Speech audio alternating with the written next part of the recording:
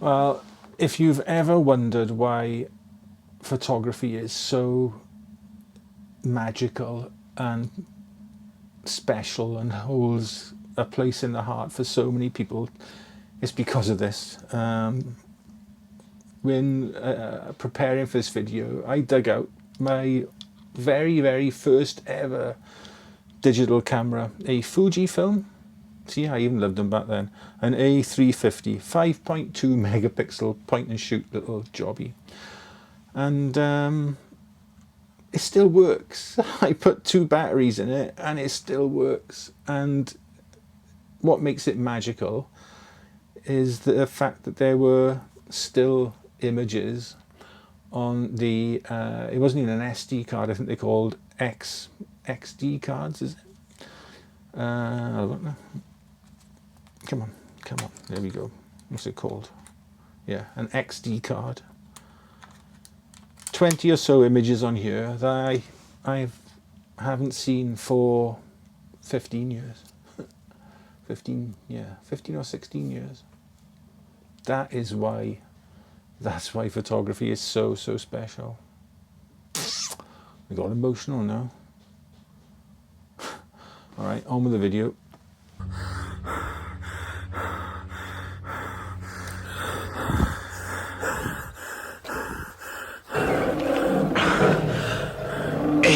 During the meanwhilest... No. Well, hello, it's Dexter and me back on YouTube with yet more fun. Yet more fun than you can shake a stick at, whatever that means.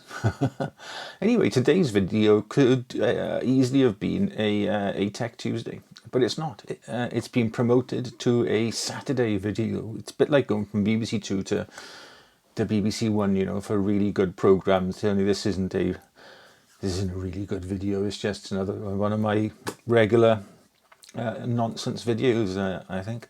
Anyway, a couple of years ago, I made a video all about photography on a budget. And I think the budget at that time was £200 for everything. Camera, lens, tripod, kit bag, the lot. And I did it all with a Panasonic, is it G2 kit lens, so a micro four thirds camera and all that. And it was great fun.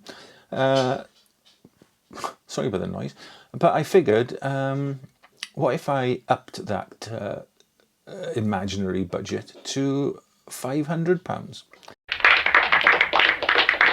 and imagined, as imaginary things do, that an imaginary friend, I've only really got imaginary ones, asked me how best to spend £500 on photographic kit. Well, as usual, I think I would ask them first, you know, what do you want to do? And I've imagined that this imaginary friend has said, well, it's just the step up from, you know, shooting with a smartphone or shooting with a point and shoot camera. And that really, they want to do all sorts of photography and just kind of get into the hobby. So you've got the new market, not the town, but you know, the new equipment market, and you've got the second-hand market. You know, in terms of new cameras, there's not an awful lot you can get for 500 quid. You could get a Nikon or a Canon entry-level DSLR, but as we all know, the DSLR it's dying. It is dying. Cue nasty comments in the comment section below, but I think it is. Or you could get something like an Olympus EM10, is it? Mark III, for around about £400. But with each of those cameras, you are looking at the kit lens to stay within budget. And while they're okay, you can do a lot better if you look at the second-hand market. Now, there are thousands and thousands of cameras to choose from. Obviously, I know that. But if I'm ever asked to recommend a camera, I will only stick to things that I've used or know about personally. I would never ever recommend a piece of kit that, you know, I know nothing about, as tempting as that may seem. So the body I would recommend for this sort of hypothetical budget is the Fujifilm X-E1. Now I know what everybody's saying. He's just rolled out the same old piece of kit and he's making yet another video with it. But hey, that served some people in the YouTube field very, very well. They've carved out excellent careers talking about the same old thing week in, week out. But also, as I said, I would only ever be happy recommending kit that I've used. And I don't think something like an XT2 and certainly not an XT3 and XT4 would fit into a £500 budget. So I'm going to stick with this Fujifilm X-E1. Now, I could have said an XT1 because it's pretty well the same camera as this, and yeah, but I'm going to stick with this because its compact size and weight means that, in common with something like, you know, your smartphone, you can take this everywhere you go. You know, it'll fit in a large jacket pocket, or it'll certainly fit in a bag, and you can just take it wherever you want to go. The body has Fujifilm's excellent tactile analog controls for shutter speed and exposure comp, and I've programmed the FN button on mine to access the ISO settings. So you've got, you know, all the settings you need, and I'll come on to aperture when I talk about the lens. You've got all the settings you need at your fingertips. You've got some of, not all, but some of Fuji's film simulations, so you can get excellent results with straight out of the camera JPEGs, or you can shoot RAW with this camera and then, you know, edit the images to your own taste later on. Now, speaking from experience with this camera, I've used this for all sorts of stuff.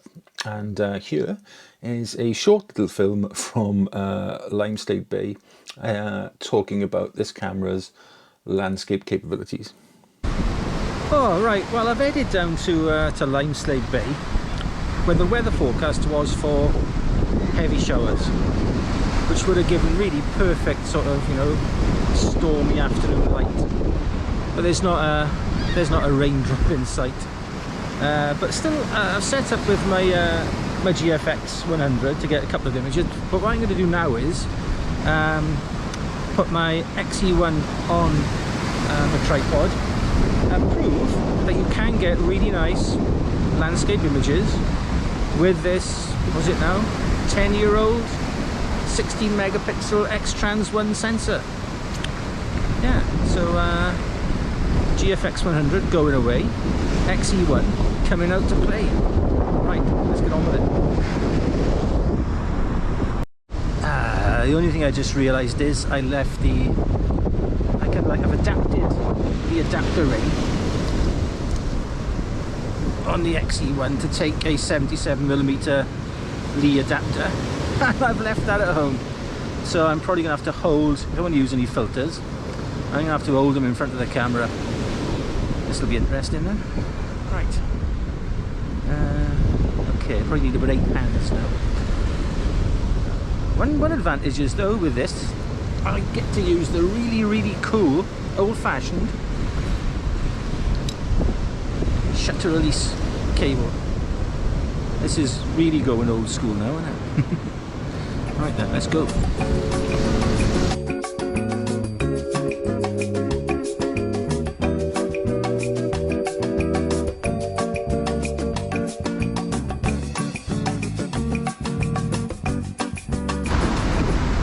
Now, whilst it's enjoyable using the X-E1, it's not an occasion like when you're shooting with the GFX. You know, it's the big camera. You know, it's an occasion to use it.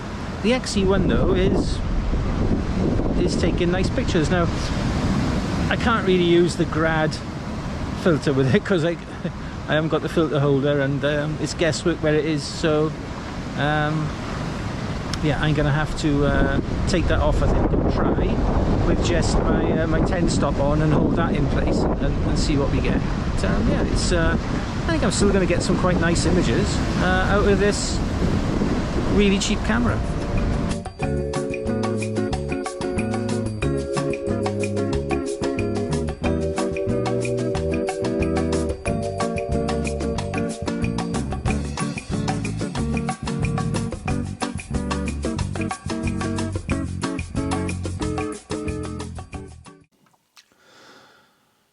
Right, I hope you enjoyed that little excursion to the very, very windy and not very compliant light-wise Limeslade Bay.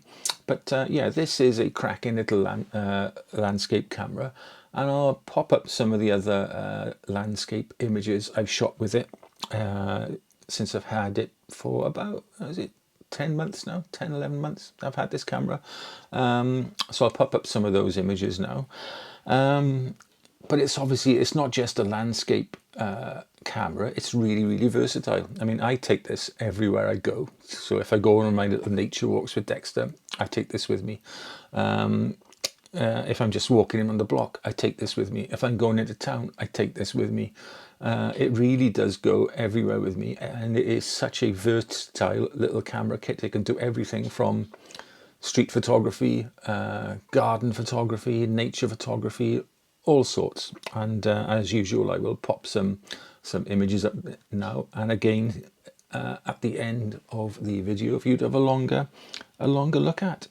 So as you can see, this is a very, very capable little body, and the main reason I would another main reason for recommending this camera is it's got the legendary X-Trans 1, the first generation X-Trans sensor in it, which is capable of really nice images. It's not Fuji's best.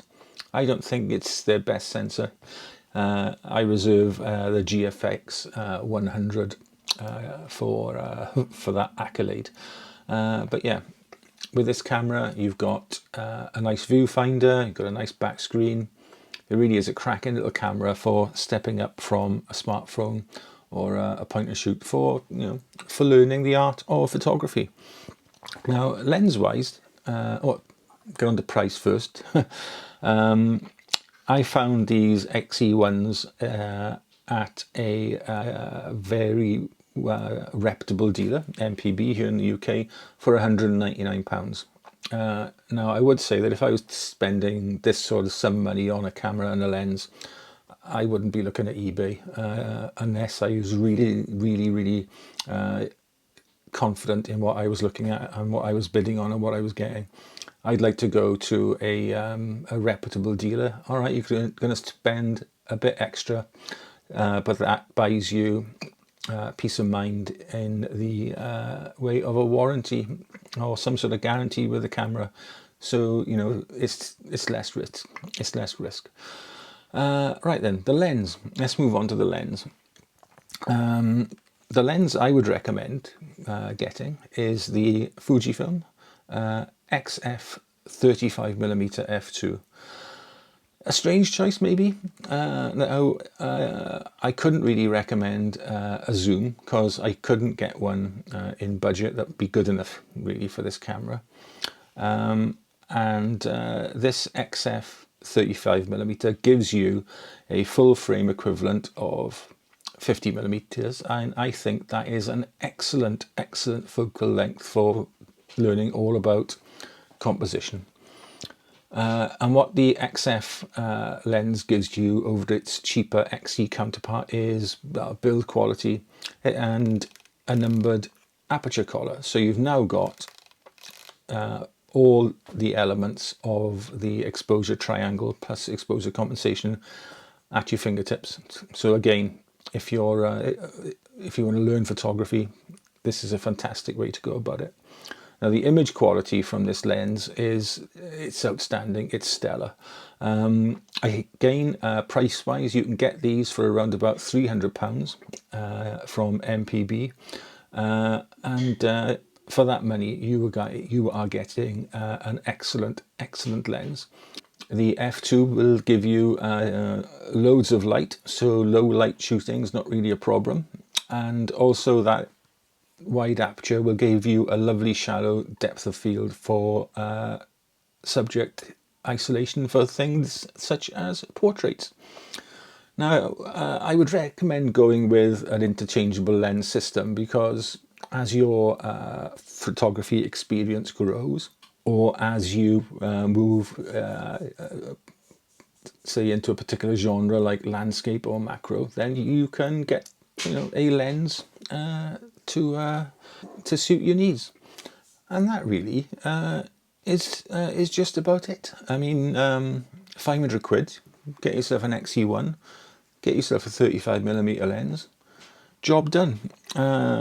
I could easily have recommended 2 of these cheap Chinese little lenses as well, full-on manual focus lenses.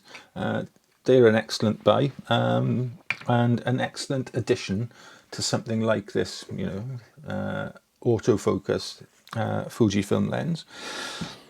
But what would you recommend if you were asked the same £500 question? Would you recommend the same as me? Would you recommend something else? Would you be happy perhaps recommending something that you don't use? As I said, I certainly wouldn't be, at this sum of money, happy recommending an unknown piece of kit to a friend or a relative. Anyway, let me know in the comments if you've got any different or better suggestions I'll open this up now than the Fujifilm XE1 plus this lens. Right, that is it from this Tech Saturday video. And yeah, thanks very much as ever for watching, Dexter, and I appreciate every single view we get, all the comments, all the engagement with the channel. We love all that sort of thing, and we do respond to all the comments we see. I may not see some, but if I see it, I will respond to it. You can be guaranteed of that. Right, what else is there? Oh no, that's it actually. Next Saturday's video is going to be all about macro photography. So if you're into that and want to see a landscape photographer take on some macro style work, then that might be an interesting video for you. But then again, it might not, and if it isn't, just simply don't watch it. That's your best bet. Right then, my little first ever camera. Took so many lovely shots and memories with this. Went everywhere with me, much like this does now. Anyway, I'm rambling on now. So stay safe, stay well, look after yourselves, your loved ones, your pets, and look after your money used as well, and buy something sensible. It's an investment. and just be nice. Be nice to your fellow humans, and be nice to... He's sleeping down there. Be nice to everybody. Okay. See you next Saturday. Bye bye.